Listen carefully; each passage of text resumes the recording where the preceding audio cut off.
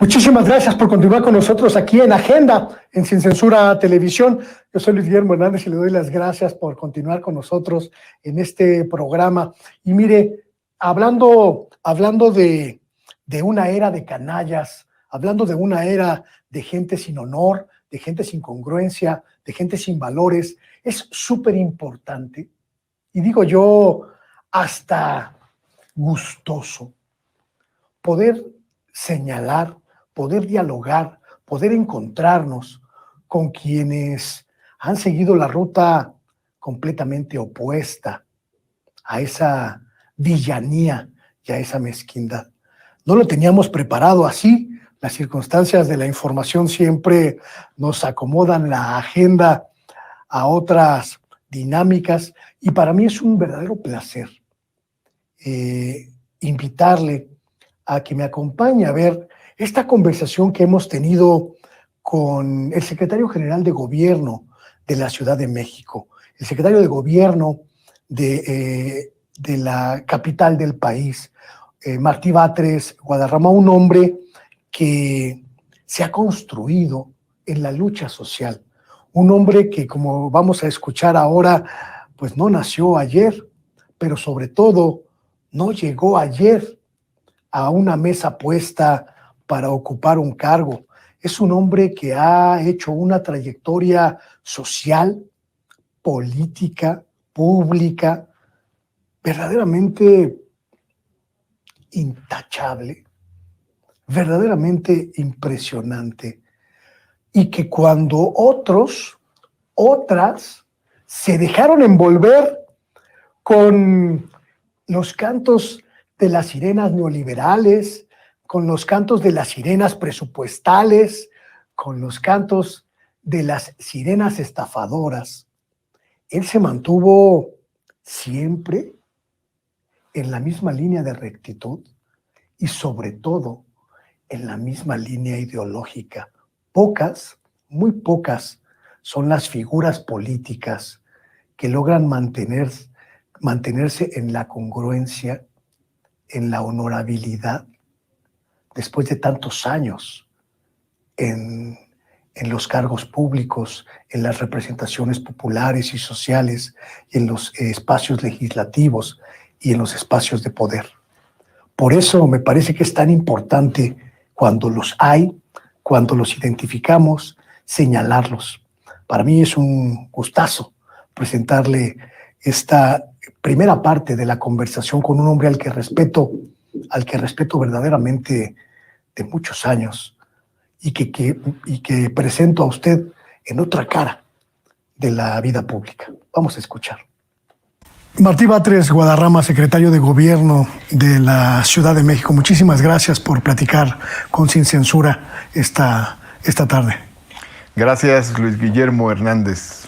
La primera vez que platiqué con Martí Batres, era un líder estudiantil en la UNAM, era un joven, éramos un par de jóvenes, pero Martí Batres era un joven que tenía una visión muy precisa de un México que no existía y de una sociedad que se estaba intentando construir, una sociedad mucho más justa, mucho más democrática, mucho más alejada de lo que en ese momento, finales de los años 80, principios de los años 90, prevalecía en este país. ¿Qué queda de aquel joven estudiante universitario Martí Batres Guadarrama? Soy el mismo idealista, pero ha habido muchos cambios de entonces a la fecha. No tanto en mí, sino en la realidad. Ya no es la misma situación que había entonces. Aquellos años eran años de intensa ofensiva neoliberal, de cambios neoliberales. Eran los años en los que se desplomó el gasto social, se cerraban turnos vespertinos de escuelas, sobre todo de escuelas de educación media superior. Eran los años en los que se eliminaban programas sociales. Fueron los años de la caída del salario tremendamente, con una inflación de 3 dígitos que se lo devoraba. Y en esos años me tocó pues participar en 2 grandes movimientos sociales. Primero, el que se derivó después de los temblores del 85. Después de los temblores del 85 yo me trasladé a la colonia Doctores y ahí tenía amigos del Instituto de Comunicación y Educación Popular, ICEPAC, que tenían un localito en medio de una vecindad de esas que se estaban cayendo. Entonces me dijeron, pues vente acá a ayudarnos. Y entonces me fui allá y ahí ayudamos al rescate, quitar piedras, remover escombros, pero al mismo tiempo empezamos la organización social. Se creó la Unión de Vecinos de la Colonia Doctores. Ahí estuve en un proceso de reconstrucción del tejido social impresionante, donde se mezclaba el dolor con la recuperación festiva del estado de ánimo social. Ahí aprendí a bailar cumbia en la Colonia Doctores, en múltiples asambleas, reuniones, festejos, festividades, reuniones sociales. Y fue cuando decidí, yo estaba en la prepa en ese momento, en 85, ahí decidí estudiar Derecho. Llegaba mucha gente con problemas por sus inmuebles que requerían apuntalamiento, llegaba mucha gente con necesidad de psicólogos o psicólogas por la pérdida de un ser querido, o de los vecinos, en fin. Y llegaba mucha gente a pedir asesorías jurídicas. Fue la primera vez que escuché la palabra albacea, pero había múltiples problemas inquilinarios de muy diverso tipo, testamentarios, sucesorios. ¿Cómo se detona en ese joven Martí Batres esta inquietud social? ¿Cuál es el momento en el que se da el brinco de entender la realidad a intentar incidir sobre ella? Voy a enlazarme con el otro movimiento social y luego me voy a regresar. Eso fue en 85. En 86, como parte de esa ofensiva neoliberal que te comentaba, vienen en la UNAM las reformas del doctor Jorge Carpizo y se busca elevar el cobro de cuotas y de pagos de todo tipo de trámites a través de una reforma al reglamento de pagos, y al mismo tiempo ir separando el bachillerato universitario de la licenciatura universitaria, cuestionando el pase reglamentado del bachillerato a la licenciatura en una sola institución que era la UNAM. Y eso motiva un movimiento estudiantil, que es un movimiento estudiantil muy propositivo, que propone un congreso, que propone una agenda de reformas académicas. Y ahí participé primero en la Prepa 7 y después en la propia Facultad de Derecho. Fui miembro de la comisión organizadora del Congreso Universitario y después fui consejero técnico de la Facultad de Derecho. Ahora, menciono esos 2 episodios a propósito de la alusión que haces de esos años de lucha, de juventud. Pero antes de participar en estos grandes movimientos, yo debo decir que la inquietud por la cuestión social se gesta en mi familia por la educación de mis padres. Mis papás eran maestros de primaria, maestros de secundaria. Participan en el movimiento magisterial de 1956-58. Luego dicen que los alumnos de esos maestros fueron los estudiantes del 68.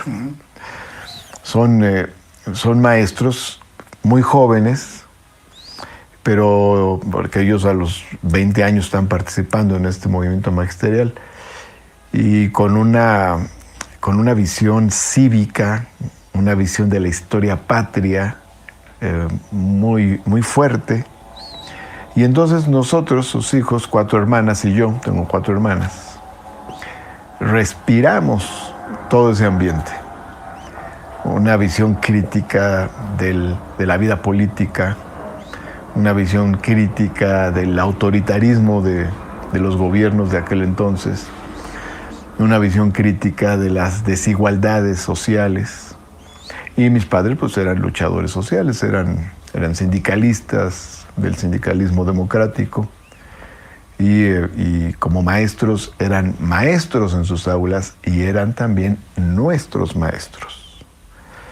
En la casa se hablaba mucho de cuestiones políticas, pero desde el punto de vista crítico, no de la política desde el poder, sino de la política desde abajo, desde la crítica al poder. Y había muchos libros en la casa.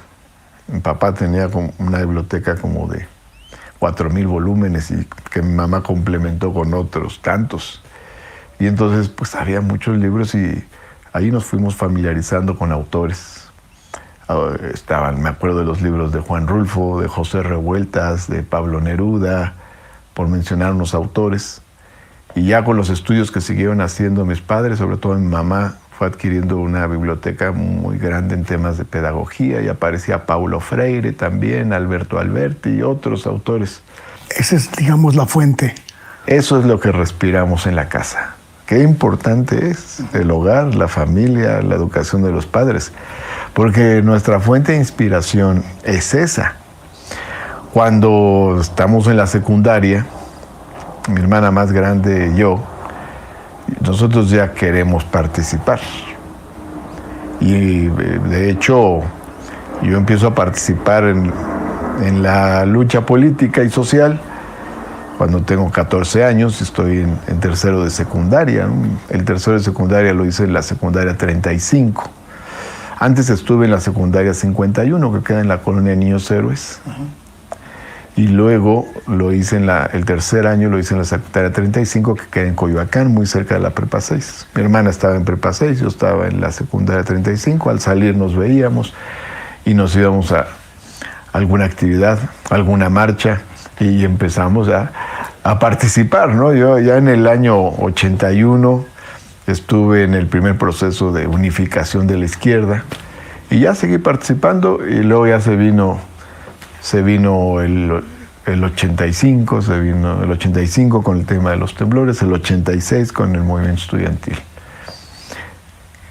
¿Cómo se da el brinco desde esa postura juvenil hacia el compromiso político? ¿Qué ocurre?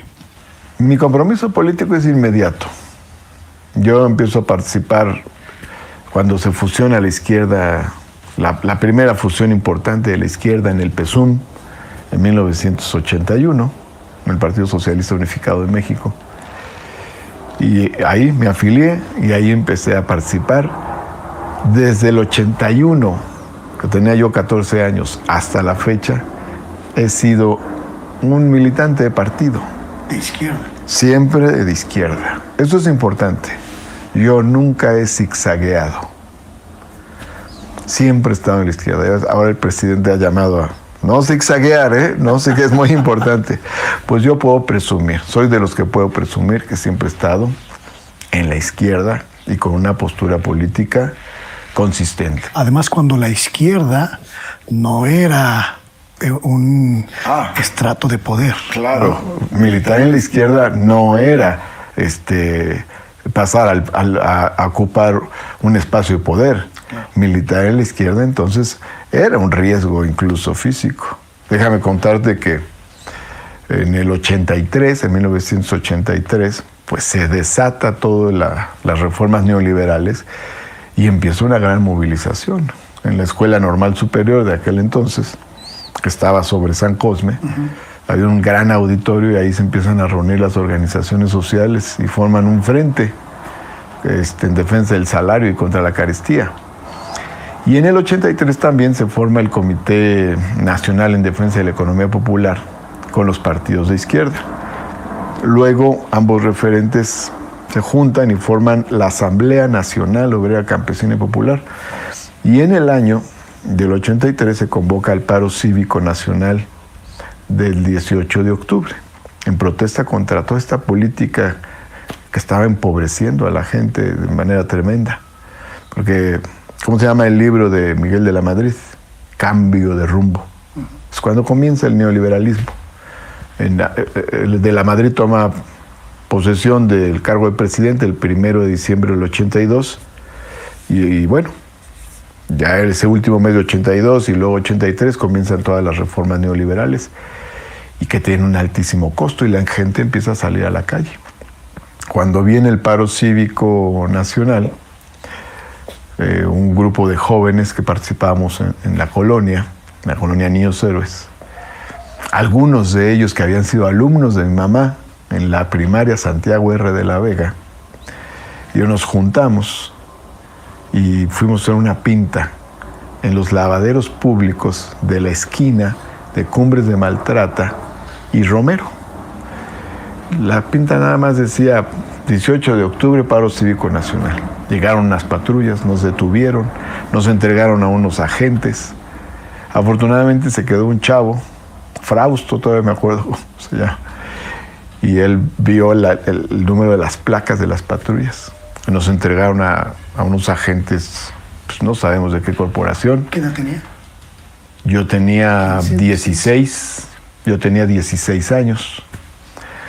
Por ahí salió una nota en el 1+1 de aquel entonces de esos hechos, ¿no?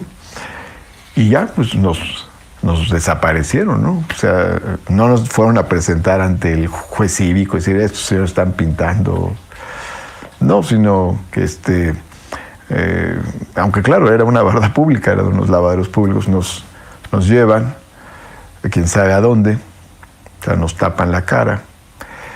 Es el año del 83, nos llevan o a Tlaxcuaque o a separos de la Dirección Federal de Seguridad, yo creo.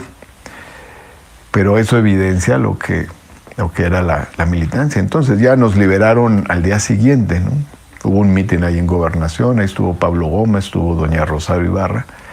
Esa juventud a muchos puede llegar a confundirnos respecto de la historia personal, la historia, digamos, de Martí Batres, el hombre, porque prácticamente lo hemos visto todo el tiempo. Es decir, a Martí Batres lo recordamos pues en muchos momentos y prácticamente lo hemos acompañado en su evolución política.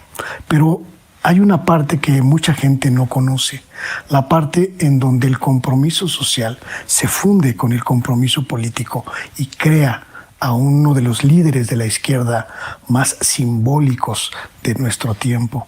Es una cuestión que me interesa mucho escarbar, secretario, porque pareciera que en estos momentos en los que la izquierda tiene el poder, ese poder al que ustedes pues aspiraban transformar, mucha gente se confunde, mucha gente cree que hay improvisaciones, mucha gente supone que Martí Batres se construyó ayer.